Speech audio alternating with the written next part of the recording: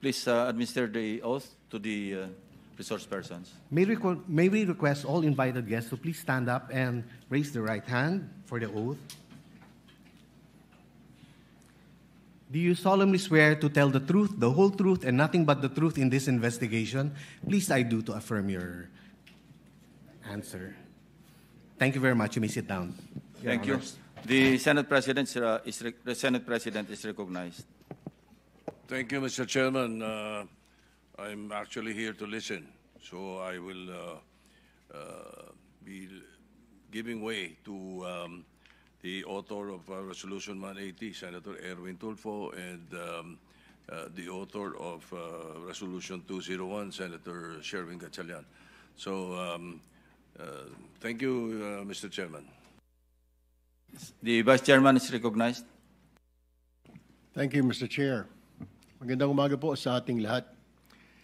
Today, this Blue Ribbon Committee convenes to confront a matter that strikes at the very core of public trust and governance. The misuse and abuse of the Bureau of Internal Revenue's letter of authority and mission orders. Instruments that by law should protect the integrity of our tax system, but which have reportedly become tools for harassment, coercion, and worse, extortion. For years, small and big businesses, mula po sa maliliit na family convenience store hanggang sa malalaking korporasyon, have raised serious concerns recently. Many claim that they were subjected not to fair tax assessment, but to pressure, intimidation, and questionable demands in exchange for the withdrawal or softening of tax investigations. Kahit po ang mga international companies, hindi na ninyo pinatawad, pinatos na ninyo.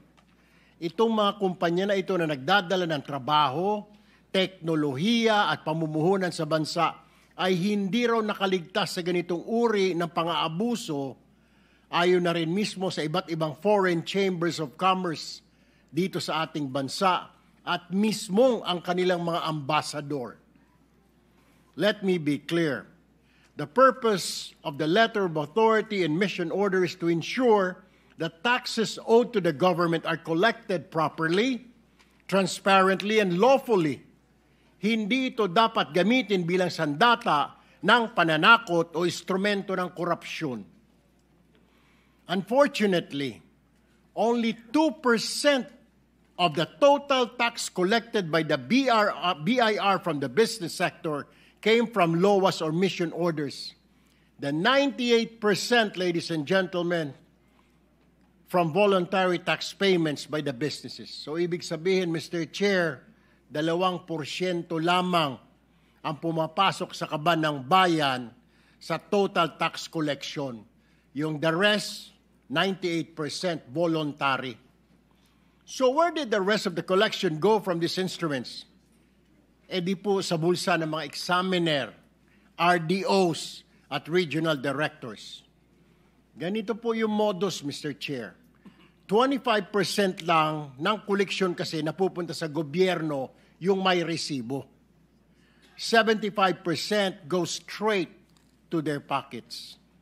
If these complaints are true, then we are looking at systematic abuse that harms not only individual taxpayers but also the nation's business climate and international reputation. Kapag nawalan po ng tiwala ang negosyo, local man o foreign, nawawala rin po ang trabaho, nawawala ang kita at oportunidad para sa ating mga kababayan.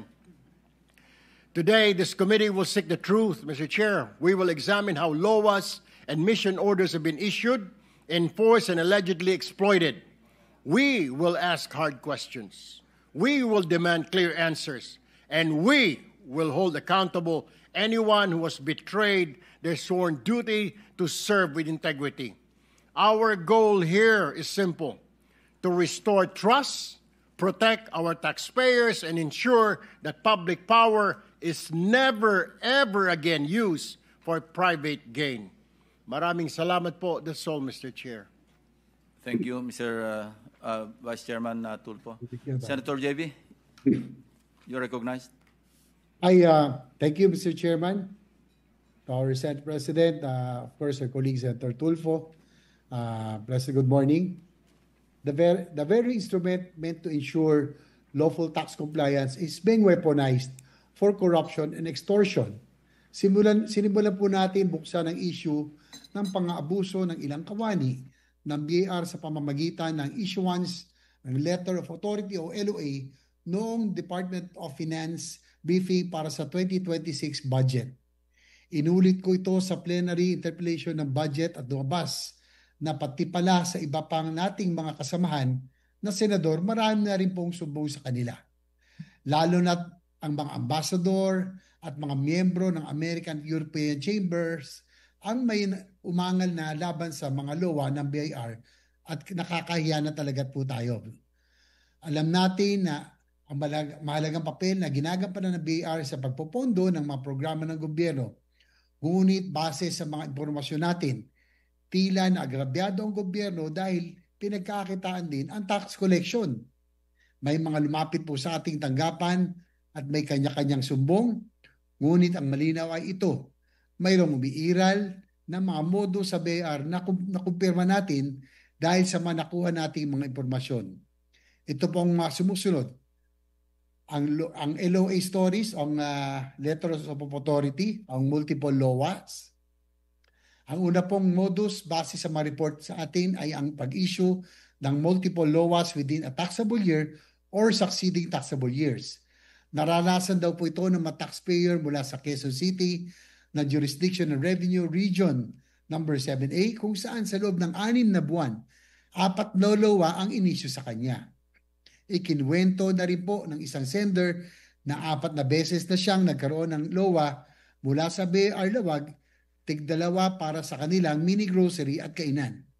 Isa lang siyang pangkaraniwang negosyante na nagsusumikap para sa pamilya at sa 3 nilang anak. Utang sa bangko ang kanilang pinambayad sa BIR. Ang isa pa ay bloated or unsupported assessment, Mr. Chair. Bukod po sa multiple LOAs, mayroon din pong lumalabas sa mga report sa atin tungkol sa bloated na halaga ng tax assessment na walang basihan. Ang report po sa atin ay nag-offer, halimbawa ang BIR examiner sa City of Manila, na isettle ang LOA sa halagang 400,000 all-in dahil hindi sila pumapayag sa hinihinging lagay, naglabas ang examiner ng assessment na umabot ng 13 milyon o 13 million pesos. At nakakapagtaka raw dito dahil ang gross sales lang ang nagnegosyo ay 12 million pesos. Hindi pa nababawas sa expenses pero mas malaki pa ang assessment kaysa mismong kinita. Wala ring sapat na suporta o basehang dokumento ang pinapakitang computation. Isang negosyante rin, Mr. Chairman, ang nag-report ng kanyang naranasan kung saan ang original assessment amount niya na umabot ng milyon ng halaga ay na-negotiate niya na bumaba hanggang 500 hanggang 800,000 na lamang. Sa halagang ito, 100,000 lamang ang may resibo at ang balanse ay sa bulsa na napupunta. Ang problema raw, taon-taon na siyang may LOA dahil pumapayag siya sa settlement na lamang. Naging cycle na tuloy ang extortion. Meron pong nabanggit kanina rin po ang ating kasama si Senator Tulfo, yung po sa scheme, yung 70-30, minsan po ay 75-25 pa. Nabanggit ko na po sa ilang interview tungkol sa 70-30 na modus kung saan mahigit 70% ng halaga ng assessment na binabayar taxpayer ay nabubulsa ng mga taga-BIR at halos 30% na lamang ang may resibo at napupunta sa kaban ng bayan. May report din po sa atin sa negotiation pa lamang ay nakaset na ang compromise amount kung saan 20% to 30% lamang ang para sa gobyerno at ang remaining portion ay paghahatian na ng examiners, supervisors at higher-ups kung gaano kataas umabot ang kickback. Yan po ang dapat nating alamin. Ang isa pa ho ay extortion in the guise of compromise. Naranasan na isang korporasyon sa Bulacan ang modus na extortion in the guise of compromise. Sa impormasyon na nakarating sa amin, ang tax examiner ang mismong nag-aalok ng mas mababang halaga para sa 30 milyon na deficiency na inoffer na 1.2 million na lamang at 800,000 for the boys at 400,000 ang nasa resibo. mas malaki po ang kickback kaysa sa resibo. Sa isang report natin, lantaran na tinatanong isang examiner kung magkano ang budget. Malaki o maliit ang isang negosyo, target ka ng BIR at pareho po mga kwento ng mga business owners na ito. Nagagamit ang LOA sa harassment, coercion at pilit na negosasyon. Ang negotiation ay hindi upang maresolba ang tax deficiency, kundi ito ay upang masigurado ang halaga na mapunta sa kanila. Sa halip na tulungan natin ang ating mga kababayan na lumago ang negosyo, ginigipit pa ang pinagkakakitaan. Takot din po ang ating mga kababayan na magsumbong sa BIR offices dahil sa pangamba na mas lalo sila pag-iinitan at gipitin. Mr. Chairman, sabi nga po nag-email sa akin ng kanyang LOA experience ay 2 klase daw ang tax natin ayon sa BIR. Ang unang klase, magkano sa BIR, at ang pangalawa naman, magkano ang sa amin. Nakakalungkot po na mula sa isang malaking ahensya gaya ng DPWH hanggang sa isang bureau katulad ng BIR, kanya-kanyang scheme, modus at kanya-kanyang scam na ang ating mga kababayan. Nagsimula sa floodgates, ngayon naman po ay LOA naman po. Mr. Chairman, we have to stop this culture of corruption that is now plaguing this country. Mr. Chair, maasa po ako na magiging ng committee na ito upang matigil na itong ganitong mga abuso sa ating mga kababayan. Makikinig po tayo at maghahanap ng mga kasagutan at solusyon. Maraming salamat po, Mr. Chair. Thank you, Senator JB. Point of clarification lang, are all or some of these narrations in affidavit forms? Sworn Mr. affidavits? Chair, most of them are sa mga emails that were sent to my office. We will be submitting the same to the committee. Kasi alam nyo naman, you and I know na dalawa yung aspects ng mandate ng Blue Ribbon, di ba? Inquiry in aid of legislation, yung sa accountability of public officers, and investigation. The other aspect could lead us to filing criminal complaints, administrative and criminal complaints against those who may be held accountable for their action. So kaya ko tinanong kung naka-affidavit form or if at all, kung mako-convert natin into affidavit or sworn statements yung mga narrations. Kasi these are damning narrations, di ba? Or experiences. Yes, we will do our best, Mr. Chair. As you all know, lahat naman ng tao, mostly businesses are afraid. Yeah. Takot talaga sa BIR. Lahat naman tayo, kahit takot sa BIR eh. So we will do our best that we will be able to submit some in affidavit form, Mr. Chair. Para magkaroon lang para maging admissible lang. Same thing with this some other time. Yes, Vice Chairman. Same thing with this representation, Mr. Chair. We will ask these people because they just sent emails. Some of them are like cooperatives. We will communicate with them to send us affidavits, Mr. Chair. So Or we may invite them, para dito I sila don't think mag-testify. they will be interested in coming over, Mr. Chair. Because sabi nga po ni Senator JB, kinakatakutan po yung BIR. Mas takot pa po ang mga negosyante sa BIR kaysa sa mga NBI, police. Makakita lang po ng BIR, nagsasara na ko agad ng tindahan, ng bahay. How much more pupunta dito face-to-face, tuturo itong mga ito. So, I don't think, Mr. Chair, they'll probably submit an affidavit, Mr. Chair. Yeah, for the information of the body, I personally invited Attorney Kim Menares to join us this morning. Wala tayong invitation sa kanya eh. So in-invite ko siya kasi she stayed in the Bureau, I think for the longest time, full 6 years under the term of the late President Aquino. And I thought na she could help us shed light or even enlighten us. Bigyan tayo ng parang walkthrough do sa process on how laws are issued hanggang sa termination. Paano nagko-conclude? Tapos ano yung pakinabang ng gobyerno out of the laws issued and other issuances like MOs, di ba? Merong mission order and other activities like the formation of task forces. So gusto nating ma-account ano ba yung accomplishment. We don't really care that much kung ilang task force yung kinrate nyo, pero dapat merong output, hindi ba? Natural lamang. So with that, with your permission, with your indulgence, Mr. Senate President, Senator Tulfo. May well, teka muna. Meron ba kayong opening statement, Secretary Go? Opening remarks? Your Honor, I may make one? Yes. Mr. Chair? Yes, please. You're recognized. And after you, maybe the incumbent and the two former commissioners. The other will just respond to questions. Thank you. Please proceed, Secretary Go.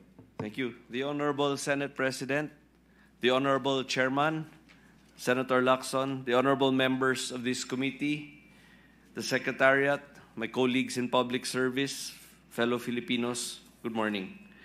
Thank you for inviting us today, the Department of Finance and the Bureau of Internal Revenue.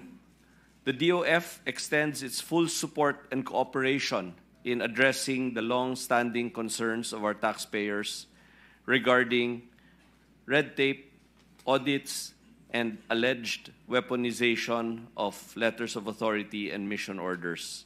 These concerns go to the heart of our mandate to uphold integrity in tax administration and protect the rights of the Filipino taxpayer.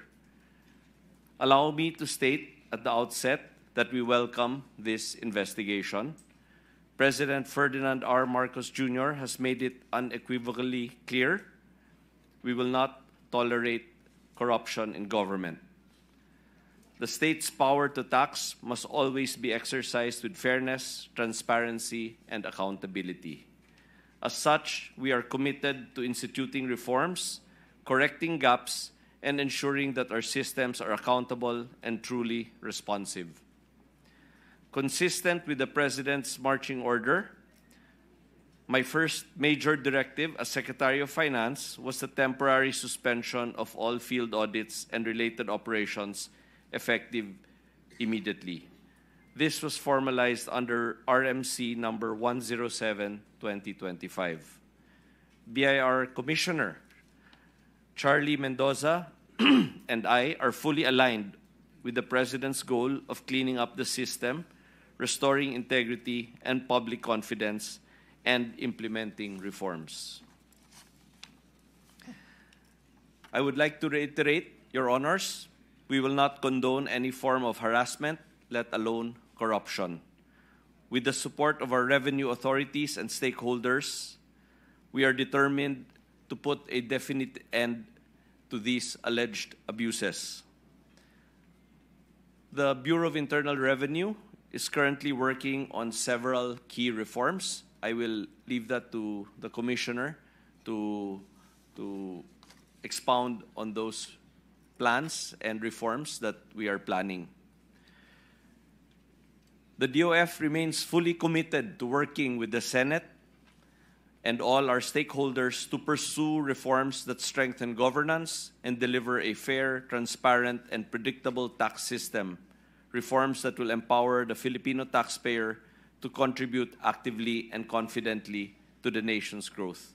With this, I respectfully submit myself to the committee's questions. Maraming salamat po. Thank you, Secretary Go. Commissioner Mendoza. Thank you, Mr. Chair.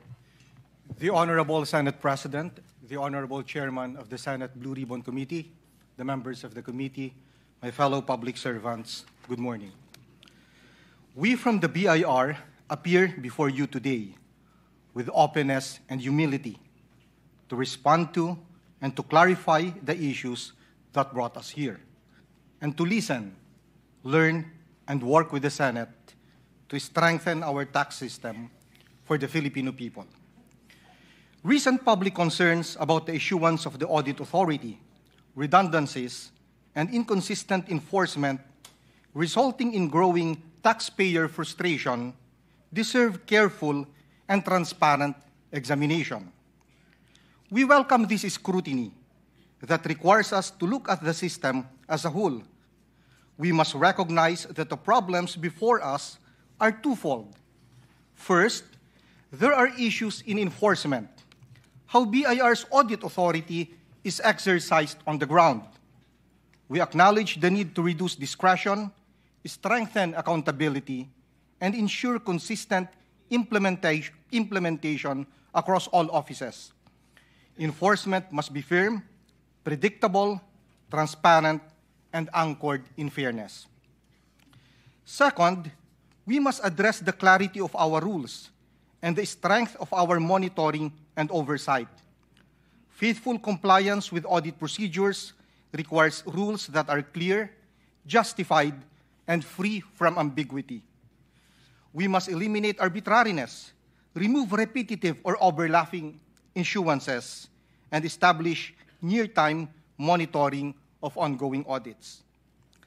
These improvements, many of which can be enabled with the help of an integrated digital system, will reinforce the checks and balances between enforcement and oversight. Rebuilding trust requires reform on both fronts, correcting how enforcement is carried out, and ensuring that rules and oversight mechanisms are clear, consistent, and transparent. When the system itself demonstrates integrity, voluntary compliance follows, not because of fear of punitive action, but because taxpayers can rely on a process that is fair and predictable. 2 weeks ago, we temporarily suspended the issuance of letters of authority to give us the space to reevaluate and revamp the audit process. We view today's hearing as an accelerator of that work. We recognize that the reforms ahead must be pursued in partnership with the private sector and our stakeholders, the DOF, and critically with Congress, because legislation and internal governance must advance together for reforms to take root.